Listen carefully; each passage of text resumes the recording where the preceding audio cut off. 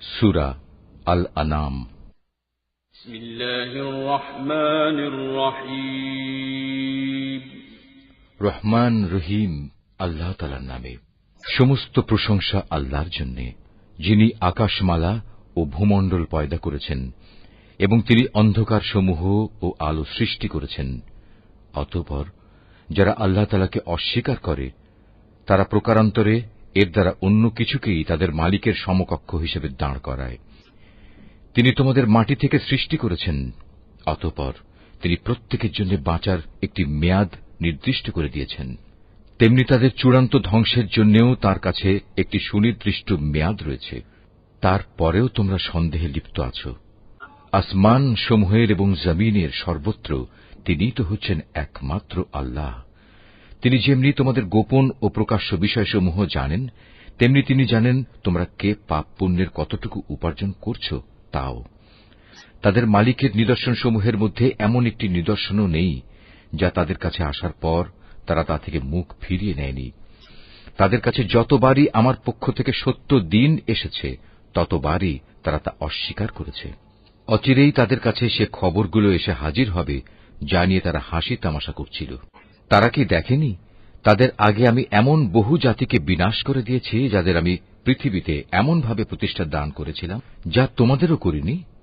আকাশ থেকে তাদের ওপর আমি প্রচুর বৃষ্টি বর্ষণ করেছি, আবার তাদের মাটির নিচ থেকে আমি ঝর্ণাধারা প্রবাহিত করে দিয়েছি। অতঃপর আমি তাদের পাপের কারণে চিরতরে ধ্বংস করে দিয়েছি, আর তাদের পর তাদের জায়গায় আবার আমি এক নতুন জাতির উত্থান ঘটিয়েছি। হে নবী, আমি যদি তোমার কাছে কাগজে লেখা কোনো কিতাব নাজিল করতাম এবং তারা যদি তাদের হাত দিয়ে তা স্পর্শও করত, তাহলেও কাফেররা বলতো, এটা তো সুস্পষ্ট জাদু ছাড়া আর কিছুই নয়। তারা বলে, এ নবীর প্রতি কোনো ফেরেশতা নাজিল করা হল না কেন, যে তার সত্যতা সম্পর্কে আমাদের বলে দিত? যদি সত্যিই আমি কোনো ফেরেশতা পাঠিয়ে দিতাম তাহলে তাদের ফয়সালা তো তখনই হয়ে যেত। এরপর তাদের তো আর কোনো অবকাশই দেয়া হতো না। তাছাড়া আমি যদি সত্যিই ফেরেশতা পাঠাতাম তাকেও তো মানুষের আকৃতিতেই পাঠাতাম। তখনও তো তারা এমনিভাবে আজকের মতো সন্দেহে নিমজ্জিত থাকত। তোমার আগেও বহু নবী রসুলকে এভাবে ঠাট্টা বিদ্রূপ করা হয়েছিল। অনন্তর তাদের মধ্যে যারা নবীর সাথে যে ঠাট্টা বিদ্রূপ করেছে তাই তাদের পরিবেষ্টন করে ফেলেছে। হে নবী, তুমি তাদের বলো, তোমরা এ পৃথিবীতে ঘুরে ফিরে দেখো, দেখো যারা নবী রসুলদের মিথ্যা প্রতিপন্ন করেছে তাদের কি ভয়াবহ পরিণাম হয়েছে। হে নবী, তুমি তাদের জিজ্ঞেস করো, আসমান সমূহ ও জমিনে যা কিছু আছে তা সব কার মালিকানাভুক্ত? তুমি বলো, এর সবকিছুই আল্লাহ তাআলার জন্য। মানুষদের উপর দয়া করাটা তিনি তার নিজের উপর কর্তব্য বলে স্থির করে নিয়েছেন। কিয়ামতের দিন তিনি তোমাদের অবশ্যই জড়ো করবেন, এতে বিন্দুমাত্র সন্দেহ নেই। সত্য স্বীকার করে যারা নিজেরাই নিজেদের ক্ষতি সাধন করেছে তারা এমন একটি দিনের আগমন কখনো বিশ্বাস করে না।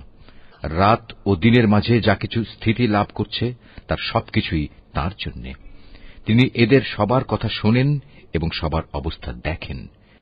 তুমি বলো, আমি কিভাবে আসমানসমূহ ও জমিনের মালিক আল্লাহ তাআলাকে বাদ দিয়ে অন্য কাউকে নিজের পৃষ্ঠপোষক বানিয়ে নেব, অথচ তিনি সৃষ্টিলোকের সবাইকে আহার যোগান।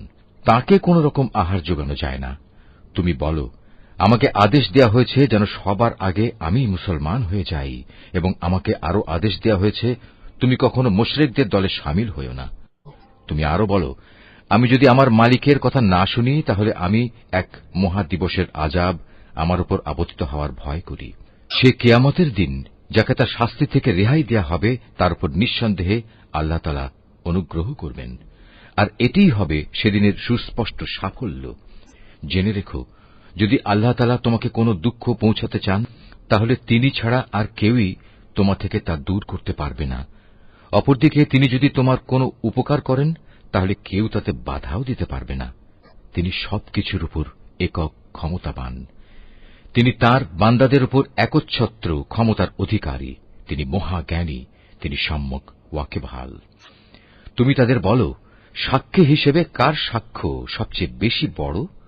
তুমি বলো, হ্যাঁ, একমাত্র আল্লাহ তাআলার, যিনি তোমাদের এবং আমার মাঝে সর্বোত্তম সাক্ষী হয়ে থাকবেন। এ কোরআন তার কাছ থেকেই আমার কাছে নাজিল করা হয়েছে, যেন তা দিয়ে তোমাদের এবং তোমাদের পর যাদের কাছে এ গ্রন্থ পৌঁছবে তাদের সকলকে আমি আযাবের ভয় দেখাই। তোমরা কি সত্যিই একথা সাক্ষ্য দিতে পারবে যে আল্লাহর সাথে আরো কোনো ইলাহ রয়েছে? হে নবী, তুমি তাদের জানিয়ে দাও, আমি জেনে বুঝে কখনো এ ধরনের মিথ্যা সাক্ষ্য দিতে পারব না। তুমি বলো, তিনি তো একক, তোমার আল্লাহ তাআলার সাথে যে শিরক করে যাচ্ছ তার সাথে আমার কোনোই সম্পর্ক নেই।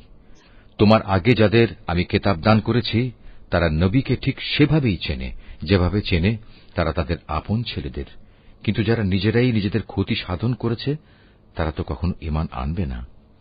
তার চাইতে বড় জালেম আর কে আছে যে স্বয়ং আল্লাহ তাআলা সম্পর্কে কোনো মিথ্যা কথা রচনা করে কিংবা তাঁর কোনো আয়াতকে অস্বীকার করে? এ ধরনের জালেমরা কখনো সাফল্য লাভ করতে পারবে না। একদিন আমি তাদের সবাইকে একত্রিত করব, অতঃপর মুশরিকদের উদ্দেশ্য করে আমি বলবো, তারা সবাই আজ কোথায় যাদের তোমরা দুনিয়ার জীবনে আমার সাথে শরীক মনে করতে? অতঃপর তাদের সেদিন একথা বলা ছাড়া কোনো যুক্তিই থাকবে না যে আল্লাহ তাআলার কসম, যিনি আমাদের মালিক, আমরা কখনো মুশরিক ছিলাম না। হে নবী, তুমি চেয়ে দেখো কিভাবে আজ লোকগুলো আযাব থেকে বাঁচার জন্য নিজেরাই নিজেদের মিথ্যা প্রতিপন্ন করছে, এবং এও দেখো তাদের নিজেদের রচনা করা মিথ্যা কিভাবে আজ নিষ্ফল হয়ে যাচ্ছে। তাদের মধ্যে এমন কিছু লোকও আছে যে মনে হয় তোমার কথা কান দিয়ে শুনছে, কিন্তু আসলে আমি তাদের মনের ওপর পর্দা ঢেলে দিয়েছি, যার কারণে তারা কিছুই উপলব্ধি করতে পারে না। আমি তাদের কানেও ছিপি এঁটে দিয়েছি। মূলত তারা যদি আল্লাহর সব নিদর্শন দেখেও নেয় তবু তারা তার প্রতি ঈমান আনবে না। এমনকি তারা যখন তোমার সামনে আসবে তখন তোমার সাথে বিতর্কে লিপ্ত হবে। কোরআনের আয়াত সম্পর্কে কাফেররা বলবে, এ তো পুরনো দিনের গল্প কথা ছাড়া আর কিছুই নয়। তারা যেমন নিজেদের তা শোনা থেকে বিরত রাখে, তেমনি অন্যদেরও তা থেকে দূরে রাখে। মূলত এ আচরণে তারা নিজেদেরই ধ্বংস সাধন করছে, অথচ তারা কোনো খবরই রাখে না। তুমি যদি সত্যিই তাদের দেখতে পেতে, যখন এই হতভাগ্য ব্যক্তিদের জ্বলন্ত আগুনের পাশে এনে দাঁড় করানো হবে, তখন তারা চিৎকার করে বলবে, হায়, যদি আমাদের আবার দুনিয়ায় ফেরত পাঠানো হতো তাহলে আমরা আর কখনো আমাদের মালিকের আয়াতসমূহকে মিথ্যা প্রতিপন্ন করতাম না, এবং আমরা অবশ্যই ঈমানদার লোকদের দলে শামিল হয়ে যেতাম। এর আগে যা কিছু তারা গোপন করে আসছিল, আজ তা তাদের সামনে উন্মুক্ত হয়ে গেল। আসলে যদি তাদের আবার দুনিয়ায় ফেরত পাঠানোও হয় তবু তারা তাই করে বেড়াবে যা থেকে তাদের নিষেধ করা হয়েছিল। তারা আসলেই মিথ্যাবাদী। এ লোকগুলো আরো বলে, আমাদের এ পার্থিব জীবনই হচ্ছে একমাত্র জীবন, আমরা কখনোই পুনর্জীবিত হব না। হায়, তুমি যদি সত্যিই সে দৃশ্য দেখতে পেতে যখন তাদেরকে তাদের মালিকের সামনে দাঁড় করানো হবে এবং তিনি তাদের জিজ্ঞেস করবেন, আজ বলো, এ দিনটি কি সত্য নয়? তারা বলবে, হ্যাঁ, আমাদের মালিকের শপথ, এটা সত্য। তিনি বলবেন, তাহলে আজ সে কঠিন আযাব ভোগ করো যা তোমরা সবসময় অবিশ্বাস করতে। অবশ্যই তারা ভীষণভাবে ক্ষতিগ্রস্ত হয়ে পড়েছে যারা আল্লাহর সামনাসামনি হওয়াকে মিথ্যা বলেছে। আর একদিন যখন সত্যি সত্যি কিয়ামতের ঘণ্টা হঠাৎ করে তাদের সামনে এসে হাজির হবে, তখন তারা বলবে, হায় আফসোস, দুনিয়ায় এ দিনটিকে আমরা কতই না অবহেলা করেছি। সেদিন তারা নিজেদের পাপের বোঝা নিজেদের পিঠেই বয়ে বেড়াবে। কত ভারী ও নিকৃষ্ট বোঝা হবে সেটি যা তারা সেদিন বয়ে বেড়াবে। আর এ বৈষয়িক জীবন, এ তো নিছক কিছু খেল তামাশা ছাড়া আর কিছুই নয়। মূলত পরকালের বাড়িঘরই তাদের জন্য উৎকৃষ্ট যারা আল্লাহ তাআলাকে ভয় করে। তোমরা কি মোটেই অনুধাবন করো না? হে রাসূল, আমি জানি এ লোকগুলো যেসব অহেতুক কথাবার্তা বলে তা তোমাকে কত পীড়া দেয়, কিন্তু তুমি কি জানো এরা এসব বলে শুধু তোমাকে মিথ্যা সাব্যস্ত করছে না, বরং এ জালেমরা এর মাধ্যমে আল্লাহ তাআলার আয়াতকেই অস্বীকার করছে। তোমার আগেও এভাবে বহু নবী রাসূলকে মিথ্যাবাদী সাব্যস্ত করা হয়েছিল, কিন্তু তাদের মিথ্যাবাদী সাব্যস্ত করা ও নানা রকম নির্যাতন চালাবার পরেও তারা কঠোর ধৈর্য ধারণ করেছে। শেষ পর্যন্ত তাদের কাছে আমার পক্ষ থেকে সাহায্য এসে হাজির হয়েছে। আল্লাহর কথার রদবদলকারী কেউ নেই। তদুপরি নবীদের এসব সংবাদ তো তোমার কাছে আগেই এসে পৌঁছেছে।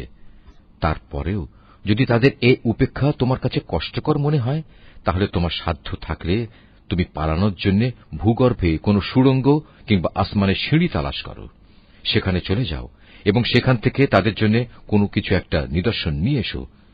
আসলে আল্লাহ তাআলা যদি চাইতেন তাদের সবাইকে হেদায়েতের উপর জড়ো করে দিতে পারতেন। তুমি কখনো জেনে বুঝে মূর্খ লোকদের দলে সামিল হইও না। যারা এ কথাগুলো যথাযথভাবে শোনে তারা অবশ্যই আল্লাহর ডাকে সাড়া দেয়। যারা মরে গেছে আল্লাহ তাআলা এদের সবাইকেও কবর থেকে উঠিয়ে জড়ো করে নেবেন। অতঃপর মহাবিচারের জন্য তারা সবাই তাঁর সামনে প্রত্যাবর্তিত হবে। এরা বলে, নবীর উপর তার মালিকের পক্ষ থেকে আমাদের কথা মতো কোনো নিদর্শন নাজিল করা হয়নি কেন? হে রাসূল, তুমি তাদের বলো, অবশ্যই আল্লাহ তাআলা সব ধরনের নিদর্শন পাঠানোর ক্ষমতা রাখেন, কিন্তু সত্য কথা হচ্ছে এদের অধিকাংশ লোকই কিছু জানে না। জমিনের বুকে বিচরণশীল যে কোনো জন্তু কিংবা বাতাসের বুকে নিজ ডানা দুটি দিয়ে উড়ে চলা যে কোনো পাখি তোমরা দেখো না কেন? এগুলো সবই তোমাদের মতো আল্লাহ তাআলার সৃষ্টি। আমি আমার গ্রন্থে তথ্য সংযোজনে কোনো কিছুই বাকি রাখিনি। অতঃপর এদের সবাইকে একদিন তাদের মালিকের কাছে ফিরে যেতে হবে। যারা আমার আয়াতকে মিথ্যা সাব্যস্ত করে তারা হেদায়েতের ব্যাপারে বধির ও মূক, তারা অন্ধকারে পড়ে আছে। আল্লাহ তাআলা যাকে চান তাকে গোমরা করে দেন, আবার যাকে চান তাকে সঠিক পথের উপর স্থাপন করে দেন। তুমি বলো, তোমরা কি ভেবে দেখেছ যখন তোমাদের উপর আল্লাহর পক্ষ থেকে বড় ধরনের কোনো আযাব আসবে কিংবা হঠাৎ করে কিয়ামত এসে হাজির হবে, তখন তোমরা কি আল্লাহ তাআলা ছাড়া আর কাউকে ডাকবে? জবাব দাও, যদি তোমরা সত্যবাদী হও, বরং তোমরা সেদিন শুধু তাকেই ডাকবে। তোমরা যে জন্য তাকে ডাকবে তিনি চাইলে তা দূর করে দেবেন, এবং যাদের তোমরা আল্লাহ তাআলার সাথে অংশীদার বানাতে তাদের সবাইকেই তখন তোমরা ভুলে যাবে। আগের জাতিসমূহের কাছেও আমি আমার রাসূল পাঠিয়েছিলাম, তাদেরও আমি দুঃখ, কষ্ট ও বিপর্যয়ের জালে আটকে রেখেছিলাম, যাতে করে তারা বিনয়ের সাথে নতি স্বীকার করে। কিন্তু সত্যি যখন তাদের কাফের দলের উপর আমার বিপর্যয় এসে আপতিত হল, তখনও তারা বিনীত হল না। অধিকন্তু তাদের অন্তর এতে আরো শক্ত হয়ে গেল, এবং তারা যা করে যাচ্ছিল শয়তান তাদের কাছে তা আকর্ষণীয় করে তুলে ধরল। অতঃপর তারা সেসব কিছুই ভুলে গেল যা তাদের বারবার স্মরণ করানো হয়েছিল। তারপরেও আমি তাদের উপর সচ্ছলতার সব কয়টি দুয়ারই খুলে দিলাম। শেষ পর্যন্ত যখন তারা তাতে মত্ত হয়ে গেল যা তাদের দেওয়া হয়েছিল, তখন আমি তাদের হঠাৎ পাকড়াও করে নিলাম। ফলে তারা নিরাশ হয়ে পড়ল। হায়, তুমি যদি সত্যি সে দৃশ্য দেখতে পেতে যখন তাদেরকে তাদের মালিকের সামনে দাঁড় করানো হবে এবং তিনি তাদের জিজ্ঞেস করবেন, আজ বলো, এ দিনটি কি সত্য নয়? তারা বলবে, হ্যাঁ, আমাদের মালিকের শপথ, এটা সত্য। তিনি বলবেন, তাহলে আজ সে কঠিন আযাব ভোগ করো যা তোমরা সবসময় অবিশ্বাস করতে। অবশ্যই তারা ভীষণভাবে ক্ষতিগ্রস্ত হয়ে পড়েছে, যারা আল্লাহর সামনাসামনি হওয়াকে মিথ্যা বলেছে। আর একদিন যখন সত্যি সত্যি কিয়ামতের ঘণ্টা হঠাৎ করে তাদের সামনে এসে হাজির হবে, তখন তারা বলবে, হায় আফসোস, দুনিয়ায় এ দিনটিকে আমরা কতই না অবহেলা করেছি। সেদিন তারা নিজেদের পাপের বোঝা নিজেদের পিঠেই বয়ে বেড়াবে। কত ভারী ও নিকৃষ্ট বোঝা হবে সেটি, যা তারা সেদিন বয়ে বেড়াবে। আর এ বৈষয়িক জীবন, এ তো নিছক কিছু খেল তামাশা ছাড়া আর কিছুই নয়। মূলত পরকালের বাড়িঘরই তাদের জন্য উৎকৃষ্ট, যারা আল্লাহ তাআলাকে ভয় করে। তোমরা কি মোটেই অনুধাবন করো না? হে রাসূল, আমি জানি এ লোকগুলো যেসব অহেতুক কথাবার্তা বলে তা তোমাকে কত পীড়া দেয়, কিন্তু তুমি কি জানো এরা এসব বলে শুধু তোমাকে মিথ্যা সাব্যস্ত করছে না, বরং এ জালেমরা এর মাধ্যমে আল্লাহ তাআলার আয়াতকেই অস্বীকার করছে। আমার আগেও এভাবে বহু নবী রাসূলকে মিথ্যাবাদী সাব্যস্ত করা হয়েছিল, কিন্তু তাদের মিথ্যাবাদী সাব্যস্ত করা ও নানা রকম নির্যাতন চালাবার পরেও তারা কঠোর ধৈর্য ধারণ করেছে। শেষ পর্যন্ত তাদের কাছে আমার পক্ষ থেকে সাহায্য এসে হাজির হয়েছে। আল্লাহর কথার রদবদলকারী কেউ নেই। তদুপরি নবীদের এসব সংবাদ তো তোমার কাছে আগেই এসে পৌঁছেছে। তারপরেও যদি তাদের এ উপেক্ষা তোমার কাছে কষ্টকর মনে হয়, তাহলে তোমার সাধ্য থাকলে তুমি পালানোর জন্য ভূগর্ভে কোনো সুড়ঙ্গ কিংবা আসমানের সিঁড়ি তালাশ করো, সেখানে চলে যাও এবং সেখান থেকে তাদের জন্য কোনো কিছু একটা নিদর্শন নিয়ে এসো। আসলে আল্লাহ তাআলা যদি চাইতেন তাদের সবাইকে হেদায়েতের উপর জড়ো করে দিতে পারতেন। তুমি কখনো জেনে বুঝে মূর্খ লোকদের দলে সামিল হইও না। যারা এ কথাগুলো যথাযথভাবে শোনে তারা অবশ্যই আল্লাহর ডাকে সাড়া দেয়। যারা মরে গেছে আল্লাহ তাআলা এদের সবাইকেও কবর থেকে উঠিয়ে জড়ো করে নেবেন। অতঃপর মহাবিচারের জন্য তারা সবাই তাঁর সামনে প্রত্যাবর্তিত হবে। এরা বলে, নবীর উপর তার মালিকের পক্ষ থেকে আমাদের কথা মতো কোনো নিদর্শন নাজিল করা হয়নি কেন? হে রসুল, তুমি তাদের বলো, অবশ্যই আল্লাহ তাআলা সব ধরনের নিদর্শন পাঠানোর ক্ষমতা রাখেন, কিন্তু সত্য কথা হচ্ছে এদের অধিকাংশ লোকই কিছু জানে না। জমিনের বুকে বিচরণশীল যে কোনো জন্তু কিংবা বাতাসের বুকে নিজ ডানা দুটি দিয়ে উড়ে চলা যে কোনো পাখি তোমরা দেখো না কেন, এগুলো সবই তোমাদের মতো আল্লাহ তাআলার সৃষ্টি। আমি আমার গ্রন্থে তথ্য সংযোজনে কোনো কিছুই বাকি রাখিনি। অতঃপর এদের সবাইকে একদিন তাদের মালিকের কাছে ফিরে যেতে হবে। যারা আমার আয়াতকে মিথ্যা সাব্যস্ত করে তারা হেদায়েতের ব্যাপারে বধির ও মূক, তারা অন্ধকারে পড়ে আছে। আল্লাহ তাআলা যাকে চান তাকে গোমরা করে দেন, আবার যাকে চান তাকে সঠিক পথের উপর স্থাপন করে দেন। তুমি বলো, তোমরা কি ভেবে দেখেছ যখন তোমাদের উপর আল্লাহর পক্ষ থেকে বড় ধরনের কোনো আযাব আসবে কিংবা হঠাৎ করে কিয়ামত এসে হাজির হবে, তখন তোমরা কি আল্লাহ তাআলা ছাড়া আর কাউকে ডাকবে? জবাব দাও, যদি তোমরা সত্যবাদী হও, বরং তোমরা সেদিন শুধু তাকেই ডাকবে। তোমরা যে জন্য তাকে ডাকবে তিনি চাইলে তা দূর করে দেবেন, এবং যাদের তোমরা আল্লাহ তাআলার সাথে অংশীদার বানাতে তাদের সবাইকেই তখন তোমরা ভুলে যাবে। আগের জাতিসমূহের কাছেও আমি আমার রসুল পাঠিয়েছিলাম, তাদেরও আমি দুঃখ, কষ্ট ও বিপর্যয়ের জালে আটকে রেখেছিলাম, যাতে করে তারা বিনয়ের সাথে নতি স্বীকার করে।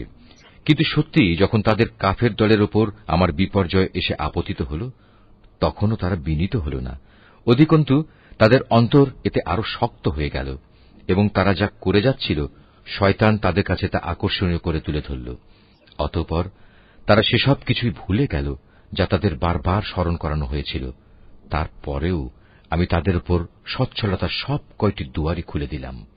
শেষ পর্যন্ত যখন তারা তাতে মত্ত হয়ে গেল যা তাদের দেওয়া হয়েছিল, তখন আমি তাদের হঠাৎ পাকড়াও করে নিলাম, ফলে তারা নিরাশ হয়ে পড়ল।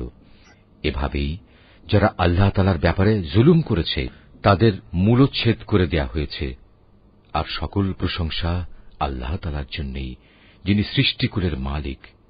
হে রসুল, তাদের তুমি বলো, তোমরা কি একথা ভেবে দেখেছ, যদি আল্লাহ তাআলা কখনো তোমাদের শোনার ও দেখার ক্ষমতা কেড়ে নেন এবং তোমাদের অন্তরসমূহের উপর মোহর মেরে দেন, তবে আল্লাহ তাআলা ছাড়া তোমাদের দ্বিতীয় কোনো ইলাহ আছে কি যে তোমাদের এসব কিছু ফিরিয়ে দিতে পারবে?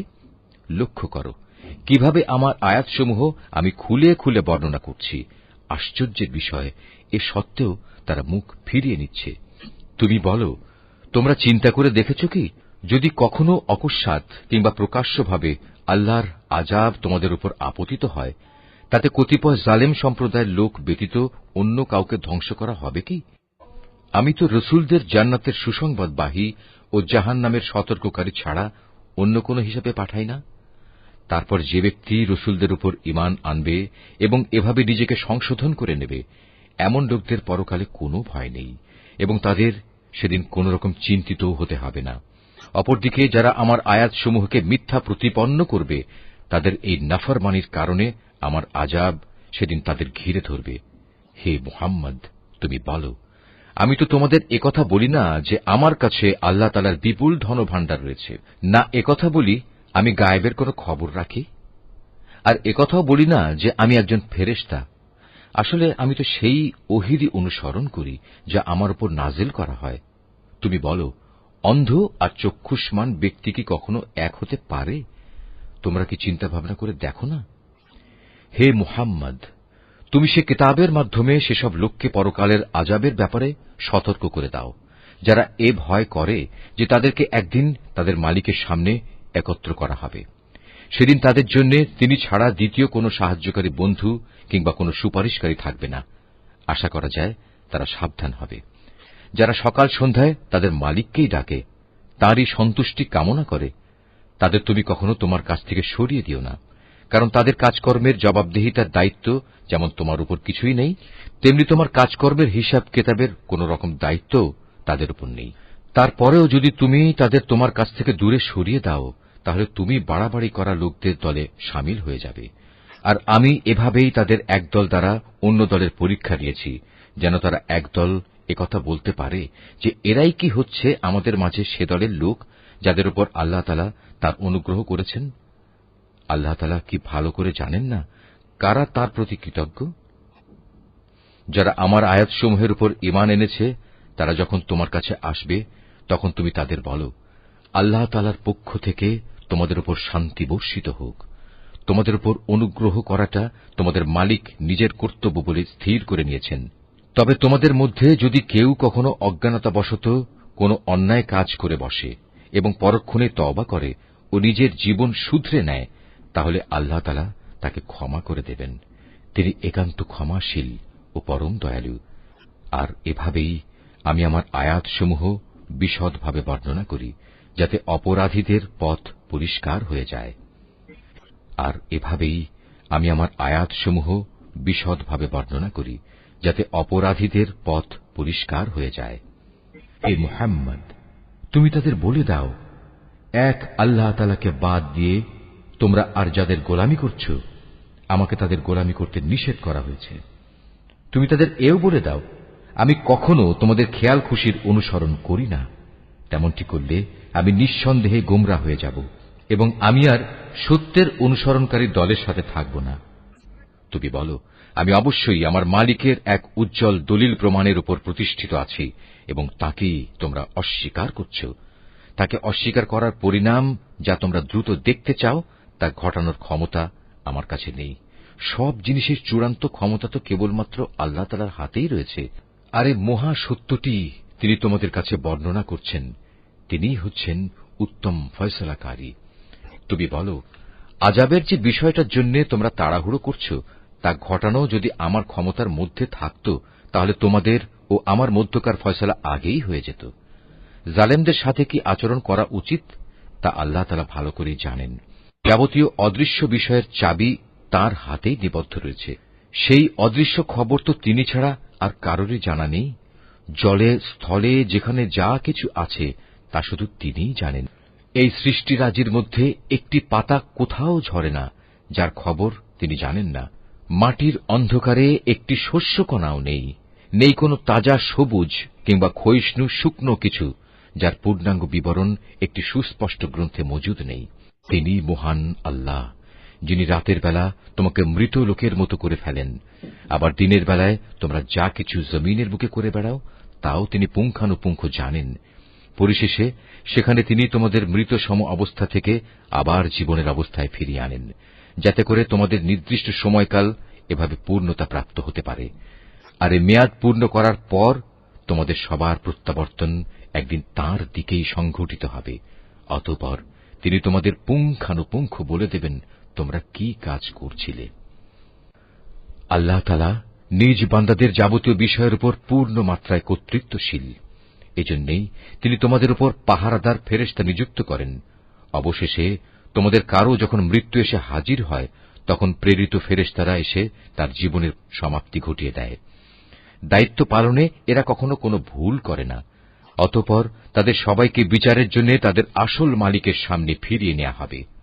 হুঁশিয়ার থেকো, কারণ যাবতীয় ক্ষমতা ও কর্তৃত্ব কিন্তু একা তাঁর এবং তড়িৎ হিসাব গ্রহণে তিনি অত্যন্ত তৎপর। তুমি তাদের বলো, যখন তোমরা স্থলভূমে ও সমুদ্রের অন্ধকারে বিপদে পড়ো, যখন তোমরা কাতর কণ্ঠে এবং নীরবে তাঁকে ডাকতে থাকো, তখন কে তোমাদের সেসব থেকে উদ্ধার করে? কাকে তোমরা তখন বলো, হে মালিক, আমাদের যদি তুমি বাঁচিয়ে দাও, তাহলে আমরা তোমার কৃতজ্ঞ বান্দাদের দলে শামিল হয়ে যাব। তুমি বলে দাও, হ্যাঁ, আল্লাহ তাআলাই তখন তোমাদের সে অবস্থা থেকে এবং যাবতীয় বিপদ আপদ থেকে বাঁচিয়ে দেন। তারপরেও তোমরা তাঁর সাথে অন্যদের শরীক করো। তুমি আরো বলো, আল্লাহ তাআলা তোমাদের উপর থেকে অথবা তোমাদের পায়ের নিচ থেকে আযাব পাঠাতে সক্ষম, অথবা তিনি তোমাদের দল উপদলে বিভক্ত করে এক দলকে আরেক দলের শাস্তির স্বাদ গ্রহণ করাতেও সম্পূর্ণরূপে সক্ষম। লক্ষ্য করো কিভাবে আমি আমার আয়াতসমূহ তাদের কাছে বর্ণনা করি, যাতে করে তারা সত্য অনুধাবন করতে পারে। তোমার জাতির লোকেরা তা অস্বীকার করেছে, অথচ তাই একমাত্র সত্য। তুমি তাদের এটুকুই বলে দাও, আমি তোমাদের উপর কর্মবিধায়ক নই। প্রতিটি বার্তার জন্য একটি সুনির্দিষ্ট দিনক্ষণ মজুদ রয়েছে এবং তোমরা অচিরেই তা জানতে পারবে। তুমি যখন এমন সব লোককে দেখতে পাও যারা আমার আয়াতসমূহ নিয়ে হাসি বিদ্রুপ করছে, তাহলে তুমি তাদের কাছ থেকে সরে এসো, যতক্ষণ না তারা অন্য কিছু বলতে শুরু করে। যদি কখনো শয়তান তোমাকে ভুলিয়ে ওখানে বসিয়ে রাখে, তাহলে মনে পড়ার পর জালিম সম্প্রদায়ের সাথে আর বসে থেকো না। তাদের এসব কার্যকলাপের ব্যাপারে আল্লাহ তাআলাকে যারা ভয় করে তাদের উপর হিসাবের কোনো দায় দায়িত্ব নেই। তবে উপদেশ তো দিয়েই যেতে হবে। হতে পারে তারা আল্লাহ তাআলাকে ভয় করবে। সেসব লোকের সঙ্গ তুমি বর্জন করো যারা তাদের দিনকে নিছক খেল তামাশায় পরিণত করে রেখেছে এবং এ পার্থিব জীবন যাদের প্রতারণার জালে আটকে রেখেছে। তুমি এ কোরআন দিয়ে তাদের আমার কথা স্মরণ করাতে থাকো, যাতে করে কেউ নিজের পার্থিব কর্মকাণ্ডের ফলে নিজেই ধ্বংস হয়ে যেতে না পারে। মহাবিচারের দিন তার জন্য আল্লাহ তাআলা ছাড়া অন্য সাহায্যকারী বন্ধু এবং সুপারিশকারী থাকবে না। সে যদি নিজের সবকিছু দিয়েও দেয়, তবু তার কাছ থেকে সেদিন তা গ্রহণ করা হবে না। এরাই হচ্ছে সে হতভাগ্য মানুষ যাদের নিজেদের অর্জিত গুনাহের কারণে তাদের ধ্বংস করে দেয়া হবে। আল্লাহ তাআলাকে অস্বীকার করার কারণে তাদের জন্য আরো থাকবে ফুটন্ত পানি ও মর্মন্তুদ শাস্তি। তুমি তাদের বলো, আমরা কি আল্লাহ তাআলাকে বাদ দিয়ে এমন কাউকে ডাকব যে না আমাদের কোনো উপকার করতে পারে না আমাদের কোনো অপকার করতে পারে? আল্লাহ তাআলা যেখানে আমাদের চলার জন্য সঠিক পথ বাতলে দিয়েছেন, সেখানে তাকে বাদ দিয়ে আমরা কি আবার উল্টো পথে ফিরে যাব? ঠিক সে ব্যক্তিটির মতো যাকে শয়তানরা জমিনের বুকে পথভ্রষ্ট করে দাঁড়ে দাঁড়ে ঠোকর খাওয়াচ্ছে, অথচ তার সঙ্গী সাথীরা তাকে ডাকবে, তুমি আমাদের কাছে এসো, আমাদের কাছে মজুদ আল্লাহ তাআলার সহজ সরল পথের দিকে। তুমি বলে দাও, সত্যিকার অর্থে হেদায়েত তো তাই যা আল্লাহর পক্ষ থেকে আসে, এবং আমাদের এ আদেশ দেয়া হয়েছে যেন আমরা সৃষ্টিকুলের মালিকের সামনে আনুগত্যের মাথা নত করি। আমরা যেন নামাজ প্রতিষ্ঠা করি এবং আল্লাহ তাআলাকে ভয় করি, কেননা তিনিই হচ্ছেন এমন সত্তা যার সামনে একদিন তোমাদের সমবেত করা হবে। তিনি যথাবিধি আসমান সমূহ ও জমিন সৃষ্টি করেছেন। যেদিন আবার তিনি বলবেন সব কিছু বিলীন হয়ে যাও, তখন সাথে সাথেই তা বিলীন হয়ে যাবে। তাঁর কথাই হচ্ছে চূড়ান্ত সত্য। যেদিন সিঙায় ফু দেয়া হবে, সেদিন যাবতীয় কর্তৃত্ব ও বাদশাহী হবে একান্তই তাঁর। তিনি দৃশ্য অদৃশ্য সবকিছু সম্পর্কেই সম্যক অবগত রয়েছেন। তিনি প্রজ্ঞাময়, তিনি সম্যক অবগত। স্মরণ করো যখন ইব্রাহিম তার পিতা আজরকে বলল, তুমি কি মূর্তিগুলোকে মাবুদ বানিয়ে নিয়েছ? আমি তো দেখতে পাচ্ছি তুমি ও তোমার সম্প্রদায়ের লোকেরা স্পষ্ট গুমরাহিতে নিমজ্জিত রয়েছ। এভাবে আমি ইব্রাহিমকে আকাশসমূহ ও জমিনের যাবতীয় পরিচালন ব্যবস্থা দেখাতে চেয়েছিলাম, যেন সে নিশ্চিত বিশ্বাসীদের দলে সামিল হয়ে যেতে পারে। যখন তার উপর আঁধার ছেয়ে রাত এল, তখন সে একটি তারকা দেখতে পেল। তারকাটি দেখেই সে বলে উঠল, এ বুঝি আমার মালিক। কিন্তু কিছুক্ষণ পরেই যখন তারকাটি ডুবে গেল, তখন সে কিছুটা দ্বিধাগ্রস্ত হয়ে বলল, যা ডুবে যায় তাকে তো আমি আমার মালিক বলে পছন্দ করতে পারি না। এবার যখন সে আকাশে একটি ঝলমলে চাঁদ দেখল, তখন বলল, হ্যাঁ, এই মনে হয় আমার মালিক। অতঃপর এক পর্যায়ে যখন তাও ডুবে গেল, তখন সে বলল, আমার রব যদি আমাকে সঠিক পথের দিশা না দেখান, তাহলে অবশ্যই আমি গোমরা লোকদের দলে সামিল হয়ে যাব। এরপর দিনের বেলায় সে যখন দেখল একটি আলোকোজ্জ্বল সূর্য, এবং দেখেই বলতে লাগল, মনে হচ্ছে এ আমার মালিক, কারণ এ যাবৎ যা দেখেছি এটা তার সবগুলোর বড়। সন্ধ্যা ঘনিয়ে আসতে আসতে তাও যখন ডুবে গেল, তখন ইব্রাহিম নতুন বিশ্বাসে বলীয়ান হয়ে নিজের জাতিকে ডেকে বলল, হে আমার সম্প্রদায়ের লোকেরা, তোমরা যেসব কিছুকে আল্লাহ তাআলার সাথে অংশীদার বানাও, আমি তা থেকে সম্পূর্ণ মুক্ত।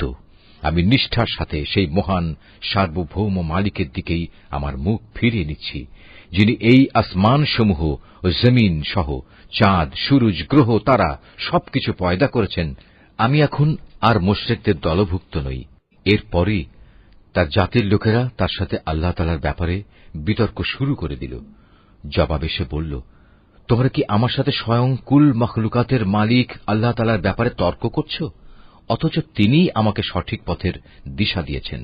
আমি এখন আর তোমাদের মাবুদদের ডরাই না, যাদের তোমরা আল্লাহ তাআলার কাজে অংশীদার মনে করো। অবশ্য আমার মালিক যদি অন্য কিছু চান, সেটা আলাদা কথা। আমার মালিকের জ্ঞান সব কিছুর উপর পরিব্যাপ্ত। এরপরেও কি তোমরা সতর্ক হবে না? তোমরা যাকে আল্লাহ তাআলার সাথে অংশীদার করো, তাকে আমি কিভাবে ভয় করব? অথচ তোমরা আল্লাহ তাআলার সাথে অন্যদের শরীক করতে ভয় পাও না, যাদের ব্যাপারে আল্লাহ তাআলা কোনো প্রমাণপত্র তোমাদের কাছে পাঠাননি। এ অবস্থায় তোমরাই বলো, আমাদের এই উভয় দলের মধ্যে কোন দলটি দুনিয়া ও আখেরাতে নিরাপত্তা লাভের বেশি অধিকারী? বলো, যদি তোমাদের কিছু জানা থাকে। যারা ঈমান এনেছে এবং যারা তাদের ঈমানকে জুলুমের কালিমা দিয়ে কলুষিত করেনি, তারাই হচ্ছে দুনিয়া ও আখেরাতে নিরাপত্তা লাভের অধিকারী। মূলত তারাই হচ্ছে হেদায়েত প্রাপ্ত। এ ছিল শিরক সম্পর্কিত আমার সেই অকাট্য যুক্তি, যা আমি ইব্রাহিমকে তার জাতির উপর দান করেছিলাম। এভাবেই আমি আমার জ্ঞান দিয়ে যাকে ইচ্ছা তাকে সমুন্নত করি। তোমার মালিক প্রবল প্রজ্ঞাময়, কুশলী। অতঃপর আমি তাকে দান করেছি ইসহাক ও ইয়াকুবের মতো 2 জন সুপুত্র। এদের সবাইকেই আমি সঠিক পথের দিশা দিয়েছিলাম। এদের আগে আমি নূহকেও হেদায়েতের পথ দেখিয়েছি। অতঃপর তার বংশের মাঝে দাউদ, সুলাইমান, আইয়ুব, ইউসুফ, মুসা এবং হারুনকেও আমি হেদায়েত দান করেছি। আর এভাবেই আমি সৎ কর্মশীলদের পুরস্কার দিয়ে থাকি। আল্লাহর নামে কঠিন শপথ করে বলে, যদি তাদের কাছে কোনো নিদর্শন আসে তাহলে অবশ্যই তারা তার উপর ঈমান আনবে। তুমি বলো, নিদর্শন পাঠানো সম্পূর্ণ তো আল্লাহ তাআলার নিজস্ব ব্যাপার। কে তোমাকে বুঝিয়ে দেবে যে নিদর্শন এলেও এরা কখনো ঈমান আনবে না? আমি অচিরেই তাদের অন্তঃকরণ ও দৃষ্টিশক্তিকে অন্যদিকে ফিরিয়ে দেব, যেমন তারা প্রথমবারেই এ কোরআনের উপর ঈমান আনেনি, এবং আমি তাদের অবাধ্যতার আবর্তে ঘুরপাক খাওয়ার জন্য ছেড়ে দেব। জাকারিয়া, ইয়াহিয়া, ঈসা এবং ইলিয়াসকেও আমি সঠিক পথ দেখিয়েছিলাম। এরা সবাই ছিল নেককারদের দলভুক্ত। আরো সৎ পথ দেখিয়েছিলাম ইসমাইল, ইয়াসা, ইউনুস এবং লূতকেও। এদের সবাইকেই আমি নবুয়ত দিয়ে সৃষ্টিকুলের উপর বিশেষ মর্যাদা দান করেছিলাম। এদের পূর্বপুরুষ, এদের পরবর্তী বংশধর ও এদের ভাই বন্ধুদেরও নেতৃত্বের জন্য নানাভাবে পুরস্কৃত করেছিলাম। আমি এদেরকেই বাছাই করে নিয়েছিলাম এবং সেজন্যই আমি এদের সবাইকে সরল পথে পরিচালিত করেছিলাম। এ হচ্ছে আল্লাহ তাআলার হেদায়েত।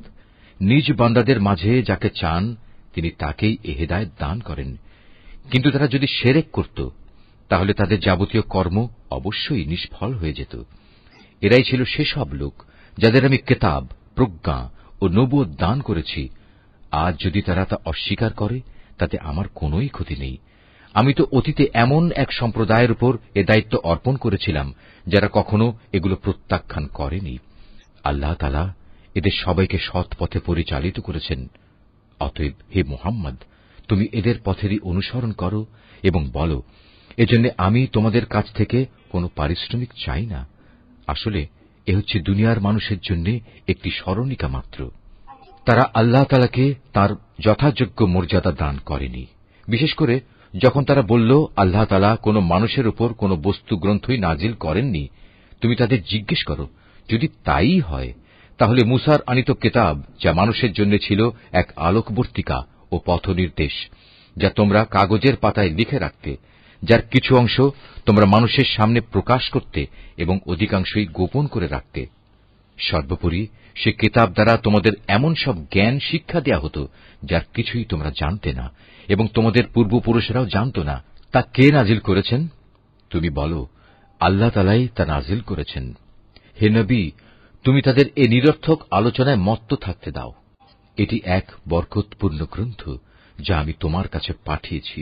এটি আগের কিতাবের পুরোপুরি সত্যায়ন করে এবং যাতে এ কিতাব দিয়ে তুমি মক্কা ও তার পার্শ্ববর্তী জনপদসমূহের মানুষকে সাবধান করবে। যারা আখিরাতের উপর ঈমান আনে তারা এ কিতাবের উপর ঈমান আনে, আর তারা তাদের নামাজসমূহেরও হেফাজত করে। সে ব্যক্তি চাইতে বড় জালেম আর কে আছে যে আল্লাহ তাআলা সম্পর্কে নানাবিধ মিথ্যা কথা রচনা করে বেড়ায়, অথবা বলে আমার উপর ওহী নাজিল হয়েছে, যদিও তার প্রতি কিছুই নাজিল করা হয়নি। তার চাইতে বড় জালেম কে যে বলে আমি অচিরেই আল্লাহর নাজিল করা গ্রন্থের মতো কিছু নাজিল করে দেখাবো? যদি জালেমদের মৃত্যু যন্ত্রণা উপস্থিত হবার সময় তাদের অবস্থাটা তুমি দেখতে পেতে, যখন মৃত্যুর ফেরেশতারা তাদের দিকে হাত বাড়িয়ে দিয়ে বলবে, তোমাদের প্রাণবায়ু বের করে দাও। তোমরা আল্লাহ তাআলা সম্পর্কে যেসব অন্যায় কথা বলতে এবং আল্লাহর আয়াতের ব্যাপারে যে ক্ষমাহীন ঔদ্ধত্য প্রকাশ করতে, তার জন্য আজ অত্যন্ত অবমাননাকর এক আযাব তোমাদের দেয়া হবে। আজ তোমরা আমার সামনে একাকী নিঃসঙ্গ অবস্থায় এলে, যেমনি নিঃসঙ্গ অবস্থায় আমি তোমাদের প্রথমবার তৈরি করেছিলাম। অতঃপর তোমাদের আমি যা কিছু বিষয় সম্পদ দান করেছিলাম তার সবটুকুই তোমরা পেছনে ফেলে একান্ত খালি হাতে এখানে এসেছ। কই তোমাদের সাথে তোমাদের সুপারিশকারী ব্যক্তিরা, যাদের তোমরা মনে করতে তোমাদের কাজকর্মের ব্যাপারে তারাও অংশীদার, তাদের তো আজ তোমাদের সাথে দেখতে পাচ্ছি না।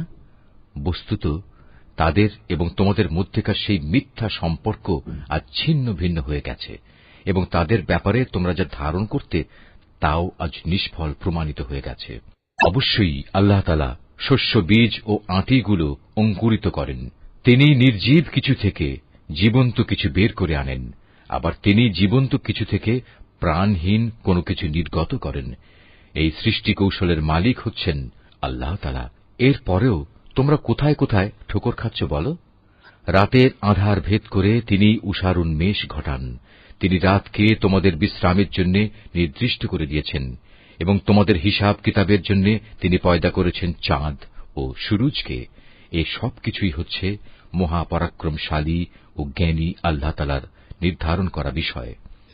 তিনি তোমাদের জন্য অসংখ্য তারকা বানিয়ে রেখেছেন, যেন তোমরা জলে স্থলের আঁধারে পথের দিশা পেতে পারো।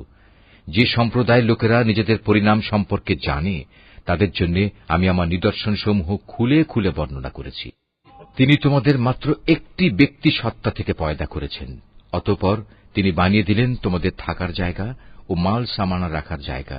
জ্ঞানী লোকদের জন্য আমি আমার নিদর্শনগুলো এভাবেই বিস্তারিতভাবে বর্ণনা করে থাকি।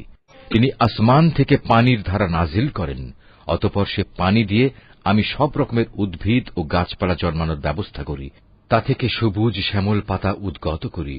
পরে তা থেকে পরস্পর জড়ানো ঘন শস্য দানাও সৃষ্টি করি, এবং ফলের ভারে নুয়ে পড়া খেজুরের গোছা বের করে আনি। আঙুরের উদ্যানমালা, জলপাই ও আনার পয়দা করি। এগুলো একে অন্যের সদৃশ্য হয়, আবার একটার সাথে আরেকটার গড় মিলও থাকে। গাছ যখন সুশোভিত হয় তখন একসময় তা ফলবান হয়, আবার যখন ফলগুলো পাকতে শুরু করে তখন তোমরা এই সৃষ্টি নৈপুণ্য দেখো। অবশ্যই এতে ঈমানদার লোকদের জন্য বহু নিদর্শন রয়েছে। জিনকে আল্লাহর সাথে শরীক মনে করে, অথচ আল্লাহ তাআলাই জিনদের পয়দা করেছেন। অজ্ঞতার বশবর্তী হয়ে তারা আল্লাহ তাআলার উপর পুত্র কন্যা ধারণের অপবাদও আনায়ন করে, অথচ আল্লাহ তাআলা মহামান্বিত। এরা যা বলে তিনি তার চাইতে অনেক মহান ও পবিত্র।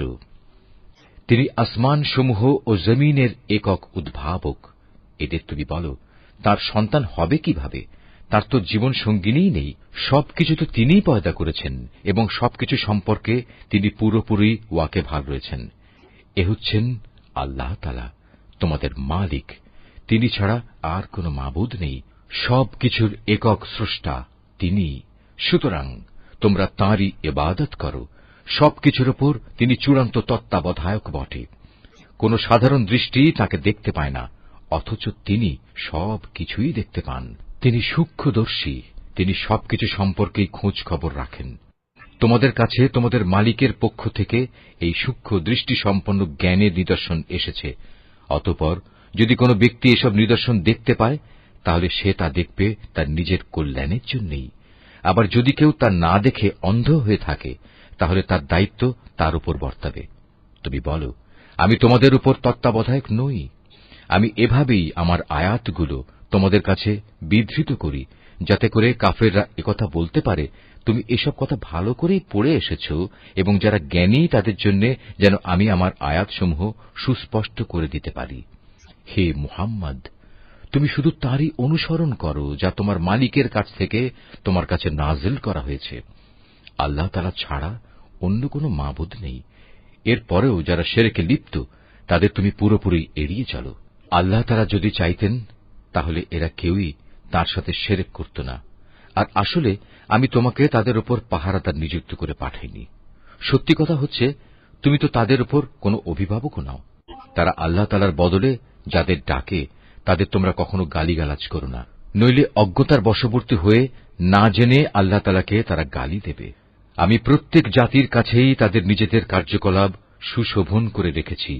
অতঃপর সবাইকেই তাদের মালিকের কাছে ফিরে যেতে হবে। অতঃপর তিনি তাদের বলে দেবেন তারা দুনিয়ার জীবনে কি করে এসেছে। এমনকি আমি যদি তাদের কাছে আমার ফেরেশতাও পাঠিয়ে দেই, এবং কবর থেকে মৃত ব্যক্তিরাও যদি উঠে এসে তাদের সাথে কথা বলে, কিংবা আমি যদি দুনিয়ার সমুদয় বস্তুও এনে তাদের উপর জড়ো করে দিই, তবু এরা কখনো ঈমান আনবে না। অবশ্য এদের কারো ব্যাপারে যদি আল্লাহ তাআলা ভিন্ন কিছু চান তা আলাদা কথা। আসলে এদের অধিকাংশ ব্যক্তি মূর্খের আচরণ করে। আমি এভাবেই প্রত্যেক নবীর জন্য যুগে যুগে কিছু কিছু দুশমন বানিয়ে রেখেছি মানুষের মাঝ থেকে, কিছু আবার জিনদের মাঝ থেকে, যারা প্রতারণা করার উদ্দেশ্যে একে অন্যকে চমকপ্রদ কথা বলে। তোমার মালিক চাইলে তারা অবশ্য এটা করতে পারত না। অতএব তুমি তাদের ছেড়ে দাও, তারা যা পারে মিথ্যা রচনা করে বেড়াক। যারা শেষ বিচারের দিনের উপর ঈমান রাখে না, তাদের মন এর ফলে শয়তানের প্রতি অনুরাগী হয়ে পড়ে, যাতে করে তারা তার ব্যাপারে সন্তুষ্ট থাকতে পারে। সর্বোপরি তারা যেসব কুকর্ম চালিয়ে যেতে চায়, তাও এর ফলে নির্বিঘ্নে তারা চালিয়ে যেতে পারে। তুমি বলো, আমি কি আল্লাহ তাআলা ছাড়া অন্য কোন ফয়সালাকারী সন্ধান করব? অথচ তিনিই হচ্ছেন সেই মহান সত্তা, যিনি তোমাদের কাছে তাঁর কেতাব সবিস্তার নাজিল করেছেন। আগে যাদের আমি আমার কেতাব দান করেছিলাম তারা জানে, তোমার মালিকের পক্ষ থেকে সত্যবাণী নিয়েই এটা আল কোরআন নাজিল করা হয়েছে। অতএব তুমি কখনো সন্দিহানদের অন্তর্ভুক্ত হও না। ন্যায় ও ইনসাফের আলোকে তোমার মালিকের কথাগুলো পরিপূর্ণ, এবং তার এ কথা পরিবর্তন করার কেউ নেই। তিনি সর্বশ্রোতা, সর্বজ্ঞ। হে মুহাম্মদ, দুনিয়ার অধিকাংশ মানুষের কথা যদি তুমি মেনে চলো, তাহলে তারা তোমাকে আল্লাহ তাআলার পথ থেকে বিচ্যুত করে ছাড়বে, কেননা এরা নিছক অনুমানের উপর ভিত্তি করেই চলে। অধিকাংশ ব্যাপারে এরা মিথ্যা কথা ছড়ায়।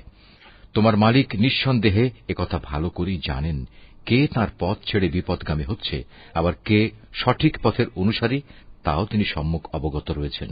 যদি আল্লাহ তাআলার আয়াতের উপর তোমরা বিশ্বাস করো, তাহলে তোমরা শুধু সেসব জন্তুর গোশত খাবে যার উপর জবাই করার সময় আল্লাহ তাআলার নাম নেওয়া হয়েছে। তোমাদের একই হয়েছে, তোমরা সেসব জন্তুর গোশত কেন খাবে না যার উপর জবাইয়ের সময় আল্লাহ তাআলার নাম নেওয়া হয়েছে? বিশেষ করে যখন আল্লাহ তাআলা পরিষ্কার করে বলে দিয়েছেন যে তিনি তোমাদের উপর কোন কোন বস্তু হারাম করেছেন। সে কথা আলাদা যখন তোমাদের একান্ত নিরুপায় অবস্থায় ফেলে দেয়া হয়। অধিকাংশ মানুষ সুষ্ঠু জ্ঞান ছাড়াই নিজেদের খেয়াল খুশি মতো মানুষকে বিপথে চালিত করে। নিঃসন্দেহে তোমার মালিক সীমা লঙ্ঘনকারীদের ভালো করেই জানেন। তোমরা প্রকাশ্য গুনাহ থেকে বেঁচে থাকো, গোপন গুনাহ থেকেও বেঁচে থাকো। নিঃসন্দেহে যারা কোনো গুনাহের কাজ করবে তাদের কৃতকর্মের যথাযথ ফল তাদের প্রদান করা হবে। জবাইয়ের সময় যার উপর আল্লাহ তাআলার নাম নেওয়া হয়নি সে জন্তুর গোশত তোমরা কখনো খাবে না, কেননা তা হচ্ছে জঘন্য গুনাহের কাজ। শয়তানের কাজই হচ্ছে তার সঙ্গী সাথীদের মনে প্ররোচনা দেয়া, যেন তারা তোমাদের সাথে এ নিয়ে ঝগড়া বিবাদে লিপ্ত হয়। যদি তোমরা তাদের কথা মেনে চলো, তাহলে অবশ্যই তোমরা মুশরিক হয়ে পড়বে। যে ব্যক্তি একসময় ছিল মৃত, অতঃপর আমি তাকে জীবিত করলাম, তদুপরি তার জন্য এমন এক আলোকবর্তিকাও আমি বানিয়ে দিলাম যার আলো দিয়ে মানুষের সমাজে সে চলার দিশা পাচ্ছে। সে কি কখনো সে ব্যক্তির মতো হতে পারে যে এমন অন্ধকারে পড়ে আছে যেখান থেকে সে কোনো ক্রমে বেরিয়ে আসতে পারছে না? এভাবেই কাফেরদের কাছে তাদের কর্মকাণ্ড শোভনীয় ও সুখকর বানিয়ে রাখা হয়েছে। এভাবে আমি প্রত্যেক জনপদে তার কিছু কিছু বড় অপরাধী নিযুক্ত করে রেখেছি, যেন তারা সেখানে অন্যদের ধোঁকা দিতে পারে। আসলে এসব কিছুর মাধ্যমে তারা তাদের নিজেদেরই প্রতারিত করছে, অথচ তারা নিজেরা একথাটা মোটেই উপলব্ধি করতে পারছে না। তাদের কাছে যখনই আল্লাহর পক্ষ থেকে কোনো আয়াত আসে, তখন তারা বলে ওঠে, আমরা এর উপর কখনো ঈমান আনব না যতক্ষণ না আমাদেরও তাই দেয়া হয় যা আল্লাহ রসুলদের দেয়া হয়েছে। আল্লাহ তাআলা ভালো করেই জানেন তার নবুয়ত তিনি কোথায় রাখবেন। যারা এ অপরাধ করেছে তারা অচিরেই আল্লাহর পক্ষ থেকে অপমান ও কঠিন আযাবের সম্মুখীন হবে। আল্লাহ তাআলা কাউকে সৎ পথে পরিচালিত করতে চাইলে তিনি তার হৃদয় ইসলামের জন্য খুলে দেন, আবার যাকে তিনি বিপদগামী করতে চান তার হৃদয় অতিশয় সংকীর্ণ করে দেন। তার ইসলামের অনুসরণ হয় এমন যেন কোনো একজন ব্যক্তি আকাশে চড়তে চাইছে, আর যারা আল্লাহর উপর বিশ্বাস করে না, আল্লাহ তাআলা এভাবেই তাদের উপর অপমানজনক এক লাঞ্ছনা ও নাপাকি ছেয়ে দেন। মূলত এটিই হচ্ছে তোমার মালিকের দেখানো সহজ সরল পথ। আমি অবশ্যই আমার আয়াতসমূহ উপদেশ গ্রহণে আগ্রহী সম্প্রদায়ের জন্য বিশদভাবে বর্ণনা করেছি। তাদের মালিকের কাছে রয়েছে তাদের জন্য শান্তির এক সুন্দর নিবাস। আল্লাহ তাআলাই তাদের অভিভাবক। দুনিয়ায় তারা যা করত এটা হচ্ছে তারই বিনিময়। স্মরণ করো, যেদিন আল্লাহ তাআলা সবাইকে একত্রিত করবেন, তখন তিনি শয়তানরূপী জিনদের বলবেন, হে জিন সম্প্রদায়, তোমরা তো বিভিন্ন সময় অনেক মানুষকেই গোমরা করেছ। এ সময় মানুষের ভেতর থেকে যারা তাদের বন্ধু, তারা বলবে, হে আমাদের মালিক, আমরা এক একজনকে ব্যবহার করে দুনিয়ার জীবনে প্রচুর লাভ কামিয়েছি, আর এভাবেই আমরা চূড়ান্ত সময়ে এসে হাজির হয়েছি, যা তুমি আমাদের জন্য নির্দিষ্ট করে রেখেছিলে। আল্লাহ তাআলা বলবেন, হাঁ, আজ তোমাদের সে গুমরাহির জন্য তোমাদের ঠিকানা হচ্ছে জাহান্নামের আগুন, সেখানে তোমরা চিরকাল থাকবে। অবশ্য যাদের আল্লাহ তাআলা আযাব থেকে বাঁচিয়ে দিতে চাইবেন, তাদের কথা আলাদা। তোমার মালিক অবশ্যই প্রজ্ঞাময় ও সম্যক অবহিত। আমি এভাবে একদল জালেমকে তাদেরই অন্যায় কার্যকলাপের দরুন আর একদল জালেমের উপর ক্ষমতাবান করে দেই। আল্লাহ তাআলা সেদিন আরো বলবেন, হে জিন ও মানুষ সম্প্রদায়, বলো, তোমাদের কাছে কি তোমাদেরই মধ্যে থেকে আমার এমন এমন সব রসুল আসেনি, যারা আমার আয়াতগুলো তোমাদের কাছে বর্ণনা করত? উপরন্তু যারা তোমাদের ভয় দেখাত যে তোমাদের আজকের এ দিনের সম্মুখীন হতে হবে? সেদিন ওরা বলবে, হ্যাঁ, এসেছিল, তবে আজ আমরা আমাদের নিজেদের বিরুদ্ধেই সাক্ষ্য দিচ্ছি। মূলত দুনিয়ার জীবন এদের প্রতারিত করে রেখেছিল। তারা নিজেদের বিরুদ্ধেই একথা সাক্ষ্য দেবে যে তারা আসলেই কাফের ছিল। এটা এজন্যে যে তোমার মালিক অন্যায়ভাবে এমন কোন জনপদের মানুষকে ধ্বংস করেন না, যার অধিবাসীরা সত্য দিন সম্পর্কে সম্পূর্ণ গাফেল থাকে। তাদের নিজস্ব কর্ম অনুযায়ী প্রতিটি ব্যক্তির জন্যই তার মর্যাদা রয়েছে। তোমার মালিক তাদের কাজকর্ম সম্পর্কে মোটেই উদাসীন নন। তোমার মালিক নিজে কারো মুখাপেক্ষী নন। দয়া ও অনুগ্রহের মালিক তিনি যদি চান তাহলে তোমাদের এই জনপদ থেকে সরিয়ে নিতে পারেন এবং তোমাদের পরে অন্য যাদের তিনি চান এখানে এনে বসিয়েও দিতে পারেন, যেমনি করে তোমাদেরও তিনি অন্য সম্প্রদায়ের বংশধর থেকে উত্থান ঘটিয়েছেন। তোমাদের কাছে যে প্রতিশ্রুতি দেয়া হচ্ছে তা অবশ্যই আসবে, আর তোমরা আল্লাহকে ব্যর্থ করে দেওয়ার ক্ষমতা রাখো না। তাদের তুমি বলে দাও, হে আমার জাতি, তোমরা নিজ নিজ জায়গায় যা যা করার করে যাও, আমিও আমার করণীয় করে যাব। অচিরেই তোমরা জানতে পারবে কার জন্য পরিণামে সুন্দর ঘর নির্দিষ্ট রয়েছে। জালেমরা কখনো সাফল্য লাভ করতে পারে না। এবং আল্লাহ তাআলা যে শস্য উৎপাদন করেছেন এবং গবাদি পশু সৃষ্টি করেছেন, এ মূর্খ ব্যক্তিরা তারই এক অংশ আল্লাহর জন্য নির্দিষ্ট করে রাখে এবং নিজেদের খেয়াল খুশি মতো একথা বলে, এ অংশ হচ্ছে আল্লাহর জন্য আর এ অংশ হচ্ছে আমাদের দেবতার জন্য। অতঃপর যা তাদের দেবতাদের জন্য রাখা হয় তা কখনো আল্লাহর কাছ পর্যন্ত পৌঁছয় না।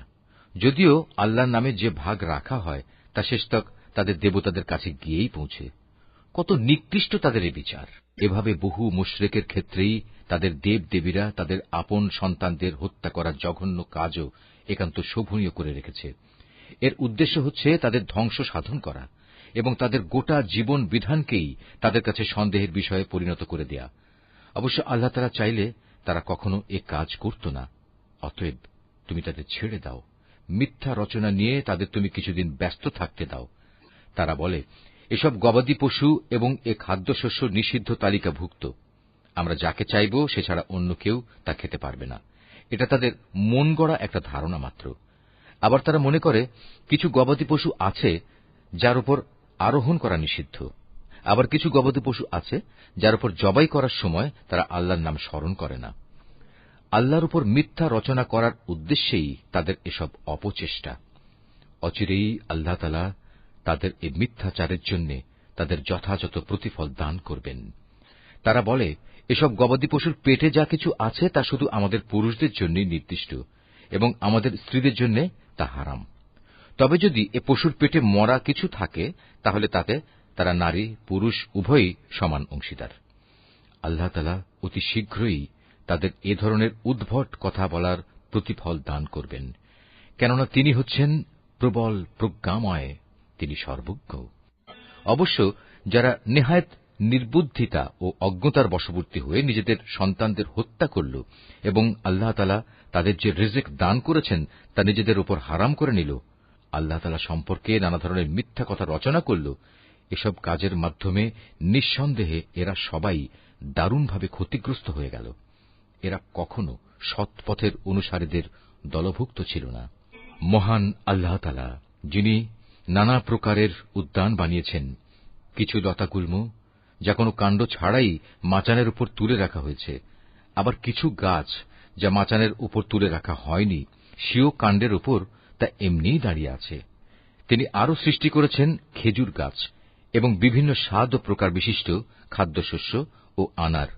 এগুলো স্বাদে গন্ধে একরকমও হতে পারে, আবার তা ভিন্ন ধরনেরও হতে পারে।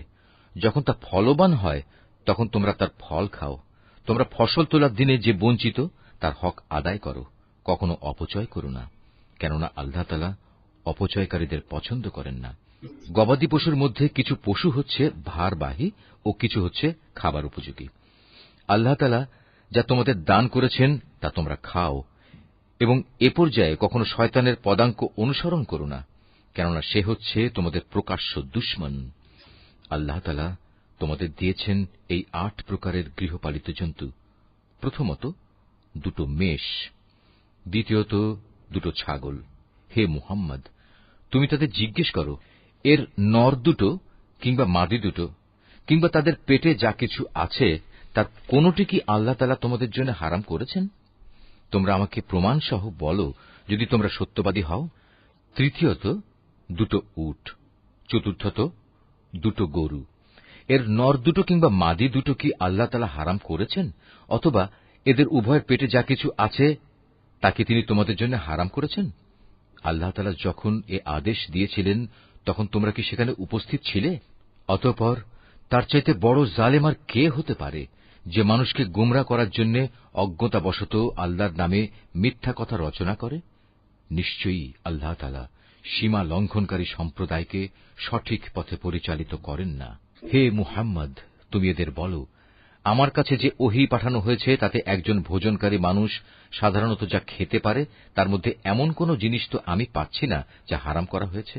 হ্যাঁ, তা যদি মরা জন্তু, প্রবাহিত রক্ত এবং শুয়োরের গোশত হয় তাহলে তা অবশ্যই হারাম, কেননা এসব হচ্ছে নাপাক।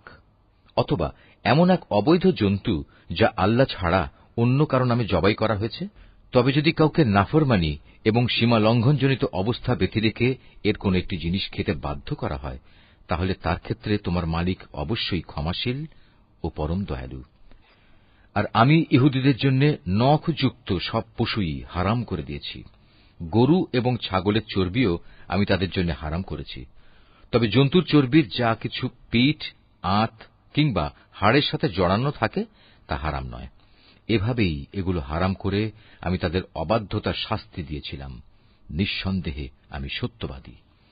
এরপরেও যদি তারা তোমাকে মিথ্যাবাদী বলে তাহলে তুমি বলো, অবশ্যই তোমাদের মালিক এক বিশাল দয়ার আধার। তবে অপরাধীদের উপর থেকে তাঁর শাস্তি কেউই ফেরাতে পারবে না। অচিরেই এ মুশরিক লোকগুলো বলতে শুরু করবে, যদি আল্লাহ তাআলা চাইতেন তাহলে আমরা ও আমাদের পূর্বপুরুষরা তো শিরক করতাম না, আর এভাবে আমরা কোন জিনিসও নিজেদের উপর হারাম করে নিতাম না। তুমি তাদের বলো, এর আগেও অনেকে এভাবে আল্লাহর আয়াতকে অস্বীকার করেছে। অবশেষে তারা আমার শাস্তির স্বাদ ভোগ করেছে। তুমি তাদের জিজ্ঞেস করো, তোমাদের কাছে কি সত্যি এমন কোন জ্ঞান মজুদ আছে? থাকলে অতঃপর তা বের করে আমার কাছে নিয়ে এসো। তোমরা তো কল্পনার উপর নির্ভর করে কথা বলো এবং হামেশাই মিথ্যার অনুসরণ করো। তুমি আরো বলো, সবকিছুর চূড়ান্ত প্রমাণ তো আল্লাহ তাআলার কাছেই রয়েছে। তিনি যদি চাইতেন তাহলে তিনি তোমাদের সবাইকেই সৎ পথে পরিচালিত করে দিতেন। হে মুহাম্মদ, তুমি বলো, যাও তোমাদের সেসব সাক্ষী নিয়ে এসো যারা একথা সাক্ষ্য দেবে যে আল্লাহ তাআলাই এসব জিনিস তোমাদের উপর হারাম করেছেন। তাদের মধ্যে কিছু সাক্ষী যদি সাক্ষ্য দেয়ও, তবু তুমি তাদের সাথে কোনো সাক্ষ্য দিও না। যারা আমার আয়াতকে অস্বীকার করেছে, যারা পরকালের উপর ঈমান আনেনি, উপরন্তু যারা অন্য কিছুকে তাদের মালিকের সমকক্ষ মনে করে, তাদের তুমি কখনো অনুসরণ করো না। হে মুহাম্মদ, তুমি বলো, এসো আমি বরং তোমাদের বলে দিই, তোমাদের মালিক কোন কোন জিনিস তোমাদের জন্য হারাম করেছেন।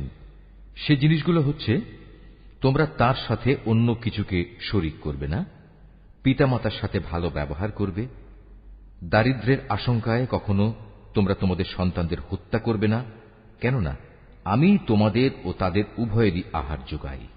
প্রকাশ্যে হোক কিংবা গোপনে হোক তোমরা অশ্লীলতার কাছেও যাবে না। আল্লাহ তাআলা যে জীবনকে তোমাদের জন্য মর্যাদাবান করেছেন তাকে কখনো যথার্থ কারণ ব্যতি রেখে হত্যা করো না। এ হচ্ছে কতিপয় নির্দেশ। আল্লাহ তাআলা এর মাধ্যমে তোমাদের আদেশ দিয়েছেন এগুলো যেন তোমরা মেনে চলো। আশা করা যায় তোমরা তার বাণীসমূহ অনুধাবন করতে পারবে। তোমরা কখনো এতিমদের সম্পদের কাছেও যাবে না, তবে উদ্দেশ্য যদি নেক হয় তাহলে সে একটা নির্দিষ্ট বয়সসীমার পৌঁছা পর্যন্ত কোনো পদক্ষেপ নিলে তা ভিন্ন কথা। পরিমাপ ও ওজন করার সময় ন্যায্যভাবেই তা করবে। আমি কখনো কারো ওপর তার সাধ্য সীমার বাইরে কোনো দায়িত্ব চাপাই না। যখনই তোমরা কোনো ব্যাপারে কথা বলবে তখন ইনসাফ প্রতিষ্ঠা করবে, যদি তা তোমাদের একান্ত আপনজনের বিরুদ্ধেও হয়। তোমরা আল্লাহ তাআলাকে দেয়া সব অঙ্গীকার পূরণ করো।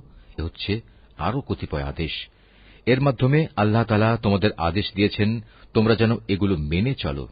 আশা করা যায় তোমরা উপদেশ গ্রহণ করতে পারবে। এটা হচ্ছে আমার দেখানো সহজ সরল পথ। অতএব একমাত্র এ পথেরই তোমরা অনুসরণ করো। কখনো ভিন্ন পথ অবলম্বন করো না, কেননা ভিন্ন পথ অবলম্বন করলে তা তোমাদের তাঁর পথ থেকে বিচ্ছিন্ন করে দেবে। এ হচ্ছে আরো কয়েকটি নির্দেশ। আল্লাহ তাআলা এর মাধ্যমে তোমাদের আদেশ দিচ্ছেন যেন তোমরা এগুলো মেনে চলো। আশা করা যায় তোমরা আল্লাহ তাআলাকে ভয় করবে।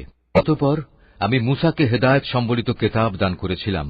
তা ছিল পরিপূর্ণ এবং বিশদ হেদায়েত ও রহমত, যাতে করে বনী ইসরাইল সম্প্রদায়ের লোকেরা একথার উপর বিশ্বাস স্থাপন করে যে একদিন তাদের সবাইকে তাদের মালিকের সমীপে হাজির হতে হবে। এ কল্যাণময় কেতাবও আমি তোমাদের জন্য নাজিল করেছি। অতএব তোমরা এর অনুসরণ করো এবং কেতাবের শিক্ষানুযায়ী তোমরা আল্লাহ তাআলাকে ভয় করো। হয়তো তোমাদের উপর দয়া ও অনুগ্রহ প্রদর্শন করা হবে। এখন তোমরা আর একথা বলতে পারবে না যে আল্লাহর কেতাব তো আমাদের আগের ইহুদি ও খ্রিস্টান এ দুটো সম্প্রদায়কেই দেয়া হয়েছিল, তাই আমরা সে কিতাবের পাঠ সম্পর্কে অজ্ঞ ছিলাম। অথবা একথা বলারও কোনো অজুহাত পাবে না যে যদি ইহুদি খ্রিস্টানদের মতো আমাদেরও কোনো কেতাব দেয়া হতো তাহলে আমরা তো তাদের চাইতে বেশি সৎপথের অনুসারী হতে পারতাম। আজ তোমাদের কাছে সত্যি তোমাদের মালিকের পক্ষ থেকে সুস্পষ্ট প্রমাণ, হেদায়েত ও রহমত সর্বস্ব কেতাব এসেছে। তোমরা এর অনুসরণ করো। তার চাইতে বড় জালেম আর কে যে আল্লাহর আয়াতসমূহকে অস্বীকার করবে এবং তা থেকে মুখ ফিরিয়ে নেবে?